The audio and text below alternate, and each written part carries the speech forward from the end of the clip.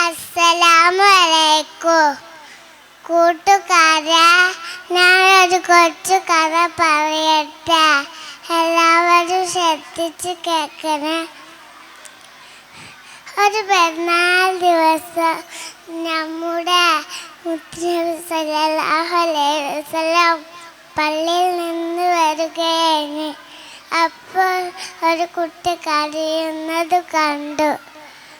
മുത്തുനബി ചോദിച്ചു, എന്തിനാ മോനെ കരയുന്നത്? അപ്പോൾ മോന് പറഞ്ഞു, എനിക്ക് ഇപ്പില്ല, ഇന്നില്ല, ഡ്രസ്സില്ല, ഒന്നുമില്ല. മുത്തുനബി അതിനെ വീട്ടിൽ കൊണ്ടുപോയി.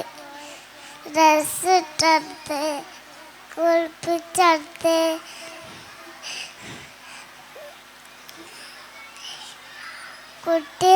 മുത്തുനബി പറഞ്ഞു, മോനോട് ഇന്നു മുതൽ ഞാൻ ഇമ്മയാവാ, അഷാവി ഇമ്മയാവാ.